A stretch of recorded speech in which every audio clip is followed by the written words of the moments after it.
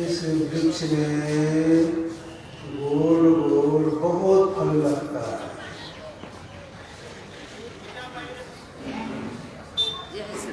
आप उस फल को गौर से देखेंगे तो बिल्कुल चिकना दिखाई पड़ेगा, कहीं भी छेद नहीं।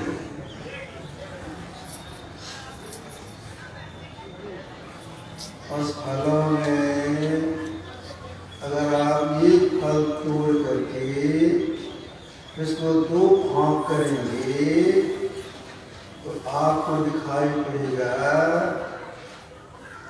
दोनों फाँक से बहुत कीड़ा दिखाई पड़ेगा, छोटा छोटा बहुत कीड़ा, और वह कीड़ा फुल फुल उड़ने लगेगा।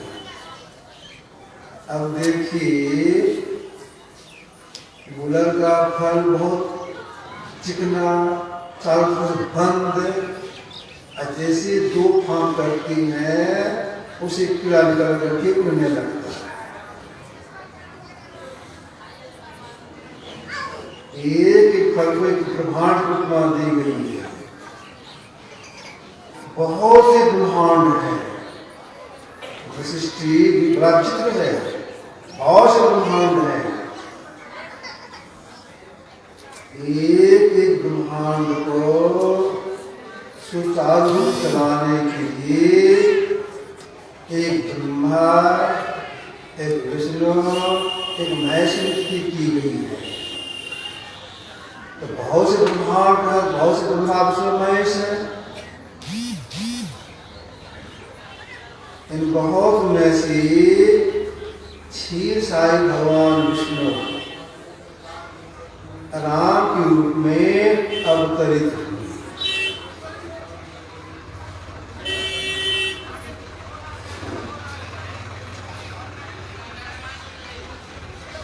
संसार के लोगों ने इनको मर्यादा पुरुषोत्तम कहा। क्यों? ये मर्यादा में रहती थी।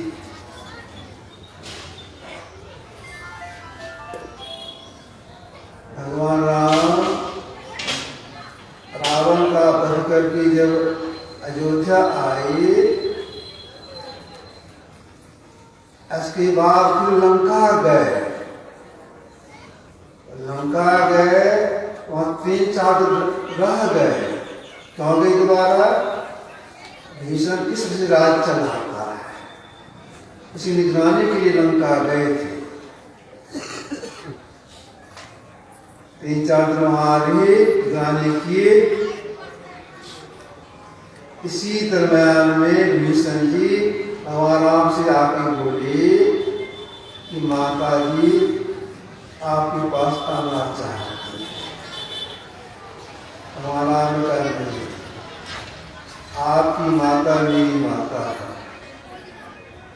मैं स्वयं के पास जाऊंगा, स्वयं चरण के कमरे में गए, चरण छू के प्रणाम। अभी भगवान के अवतार है, मित्र की माँ है, माँ समझ करके चरण छू के प्रणाम। यह है मर्यादा। भगवान राम भरत, लक्ष्मण, शत्रुघ्न और हनुमान जी को साथ में लेकर के बागीचा में गए घूमने की। शीतलन हवा चल रही थी, घूम रहे हैं। उसी आयन मौके पर आकाश मार्ग से ब्रह्मा की 4 मानस पुत्र सनक, सनंदन, सनातन, सनत कुमार आ गए। ऐसे नीचे उतरे, भगवान के कंधे पर बहुत कीमती चादर थी। उस चादर अपने से घास पर बिछा दी और निवेदन के उद्देश्यों को इस पर विराज। चादर से उस चादर पर बैठे, बड़ा का सम्मान किया। इसलिए भगवान श्री राम के लिए कहा कि मर्यादा उससे कम थी। ये अपने राजत्व काल में कभी कभी आम सभा बैठा करके अध्यात्म ज्ञान उपदेश देती थी। क्यों उपदेश देती थी? उनके राजत्व काल में जितनी की प्रजा थी सब सुखी थी, कोई दुखी नहीं थे। फिर उपदेश क्यों दिए? इसलिए अभी तो मेरी प्रजा सुख से है, सब दिन का शरीर रहेगा नहीं, शरीर छूटने के बाद कहीं जाना होगा, शरीर को जाना होगा। यहाँ जाने के बाद भी इनको सुख ही मिले, इसीलिए अध्यात्म का उपदेश उपदेश का पाठ हुआ है। फिर हम लोगों ने सुना है, इन्होंने क्या कहा अपनी प्रजाओं से? इन्होंने प्रजाओं से कहा, जाओ परलोक यहाँ सुख चाहो, सुनी मम वचन हृदय में गहो, सुलभ सुखद मार्ग ये भाई, भगत विमोद पुराण की गाई। जय सुनो, जाओ परलोक, यहाँ के जाने के बाद सुख चाहते हो और इस लोक में भी सुख पाना चाहते हो, मेरी बातों को सुनो और हृदय में उसको धारण करो। क्या धारण के लिए कहा? मेरी भक्ति कीजिए, मेरी भक्ति करो। कैसी मेरी भक्ति? मेरी भक्ति हो, लेकिन भक्ति कैसी हो?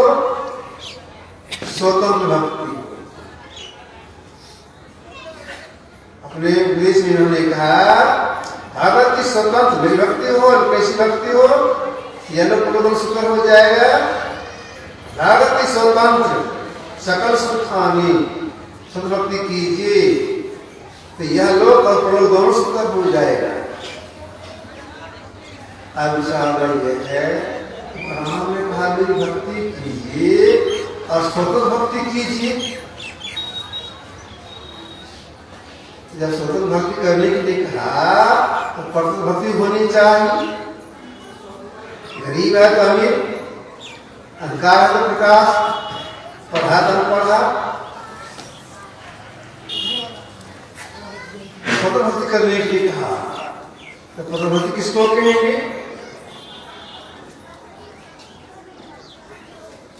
इंद्रियों के साथ में रह करके जो भक्ति की जाती है, इसी को महापुरुषों ने परतंत्र भक्ति कही है। हम जीव शरीर में रहते हैं, 14 इंद्रियों संग में रहती हैं। कहां पर 14 इंद्रियां? 5 कर्मेंद्रियां, हाथ, पैर, मुंह, लिंग, गुदा। 5 ज्ञानेंद्रियां, आंख, कान, नाक, जीभ, चमड़ा। 5 5 10। 50 के भीतर में है मन, बुद्धि, चित्त, अहंकार। 14। इन 14 के संग्रह करके आप जो भी भक्ति करती हैं, ईश्वर की सब हो गए परतंत्र। इसे सहारा लेके करती परतंत्र भक्ति होगी। अगर कोई बाहरी पूजा पाठ करती है, किसी देव मंदिर में जाती है, प्रसाद चढ़ाती है, वस्त्र चढ़ाती है, रुपया चढ़ाती है और कुछ चढ़ाती है, परतंत्र भक्ति है। जो संग्रह करके चढ़ावा किए, प्रणाम किए।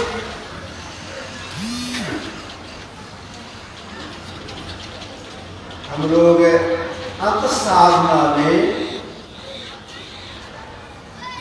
एक नाम का जप करते हैं। आंख बंद लेते हैं, मुंह को बंद लेते हैं। गुरु जो मंत्र बताए उस मंत्र को जपती, मन मन जपती है। तो मन में जपते हैं, उसमें अकेले रहते हैं।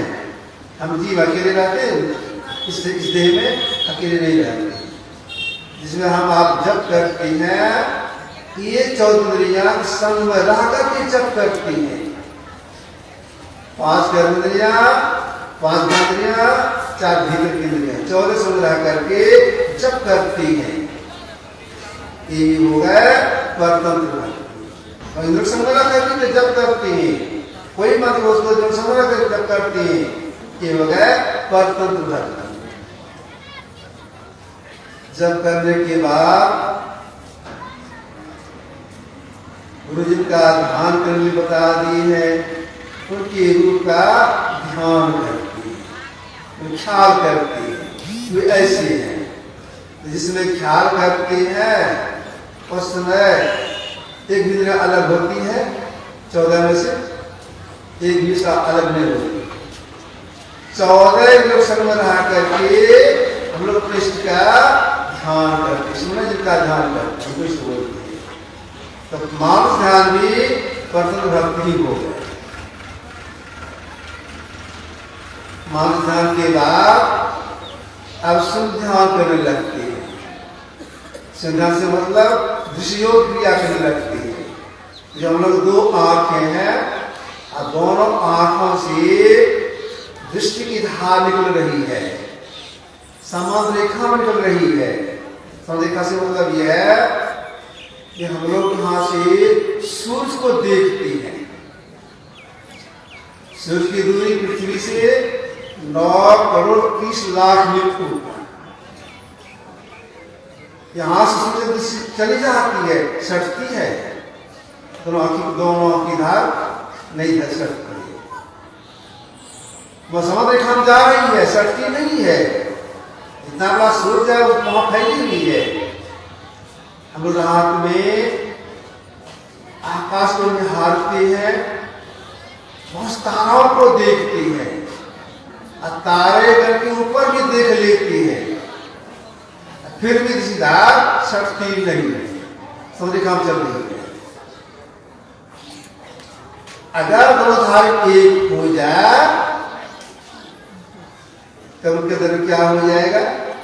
ये सट जाएगी दोनों धार, तो सतानी प्रयास करेंगे। अगर प्रयास से सट जाए तब क्या होगा? गुरुदेव की वाणी में है, 2 बिंदु कहती है, अपने अंदर में कोई बिंदु को देखिए।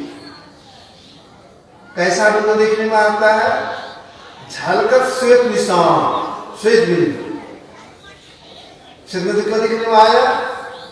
किसी धार प्रकाशमयी है, तो शक्ति अंदर में श्वेत बिंदु देखने में आता है। जिस समय जीवात्मा बिंदु को देखता देखता है उस समय क्या जीव अकेले रहता है? अकेले नहीं रहता। हाँ, इतना जरूर हो जाता है 5 कर्मेंद्रियां, हाथ, पैर, मुंह, लिंग, बुधा, 5 ज्ञानेंद्रियां, आँख, कान, नाक, जीभ, चमड़ा, 5 10। ये 10 इंद्रियां उसकी छूट जाती है। भीतर की 4 में रह करके बिंदु देखता है। 4 के समय जो बिंदु देखने में आ रहा है, अजीब काव्य सकाम हो रहा है, ऐसी भक्ति भी यही परम भक्ति है। क्यों? 4 के समय में है तो अंदर में जो कुछ देखने में आता है, सुनने में आता है, देख के चलना पड़ता है, ये सब के सब परम भक्ति ही है। सब भक्ति किसको कहेंगे? भीतर की 4 इंद्रियां हैं, यह बिल्कुल छूट जाए, जीव अकेले अवस्था में आ जाए, तब जो भक्ति होगी उसको खास होकर भक्ति। ऐसे कर उसको खानी है।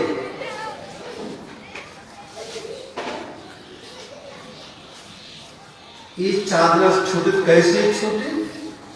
इसलिए अब क्या करना होगा? मानस जप किए, मानस ध्यान किए, योग किए, सफल हो गए, 10 दिन छुट्टी, 5 दिन छुट्टी, 4 दिन की रह गई। अब 4 दिन रह गई, उससे अब छुट्टी में क्या करना पड़ेगा? आप समझ करना है, अब चौथी क्रिया करनी पड़ेगी। 4 से अलग होने के लिए चौथी क्रिया करनी पड़ेगी। और चौथी क्रिया क्या है? वह चौथी क्रिया है नादान संधान, नाद की खोज। नाद का शब्द, शब्द की खोज। किस शब्द की खोज? बाद में जो शब्द हो रहा है इसकी खोज, या इस शब्द की खोज नहीं, उस शब्द की खोज जो शब्द जड़ प्रकृति और चित्त प्रकृति के पहले बना है। उदय की वाणी में है परा और अपरा। जुगल प्रकृति बनने के पूर्व ही आदिनाथ प्रकट हुआ। जो जड़ और चित्त प्रकृति के पहले उदय हुआ है उस शब्द की खोज। उसी शब्द को महापुरुष ने कहा अस्फोट, उद्गीत, प्रणव ध्वनि, राम नाम, ओम, सतनाम, उल्टा नाम आदि। उल्टा नाम क्यों कहा? हम लोग जिसे बोलते हैं हे राम, जैसे बोले हे राम, नाभि से वो शब्द था, ठोकर लगा, छाती आया, ठोकर लगा, कंठ आया, ठोकर लगा, उसे निकल गया। यह उल्टा नाम। वह नाम व शब्द ऊपर से नीचे आ रहा है, ब्रह्मांड के परे से नीचे पिंड की ओर आ रहा है।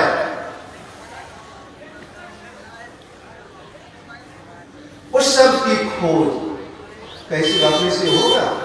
अपने से नहीं होगा। उस शब्द की खोज के लिए इन्हीं महापुरुष समझाना होगा, उसे सीखना होगा।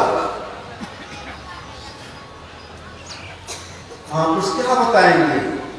महापुरुष बताएंगे शब्द की खोज करने के संबंध में सबसे पहले एकांत स्थान में बैठना होगा। सबको नहीं बताएंगे, किनको बताएंगे? जो अंत साधन में मानस जप, मानस करने में सफल हो गए, उनको बताएंगे। तो उनको बताएंगे, अब उनसे काम होगा भी, वही सबकी खोज कर सकते हैं, इसलिए उनको बताएंगे। निषिद्धादि शक्ति है तो भीतर में और जो देखते हुए आनंद नाश में आता है। आनंदात से मतलब बहुत बड़ा शब्द अनाहत शब्द, उसी अनाहत शब्द में उस शब्द की खोज करनी पड़ती है, जिसकी युक्ति गुरु बताती है। अब इसलिए होगा गुरु बताती वह सब ऐसा है जैसे आधा है।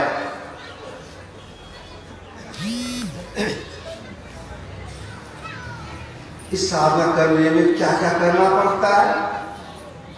इस साधना करने में आंख बंद, मुंह बंद और कान बंद लगाना पड़ता है।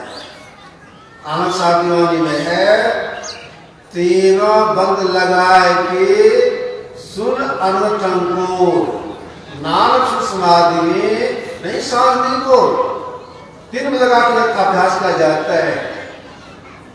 ऐसे अभ्यास करने में अगर समय भी नहीं पाएंगे सफलता नहीं मिलेगी। समय लगाना पड़ता है। समय कैसे लगाना पड़ता है? लेकिन समय कैसे लग जाता है? अब सतत भक्ति करने में 4 क्रिया करनी पड़ती क्रम से।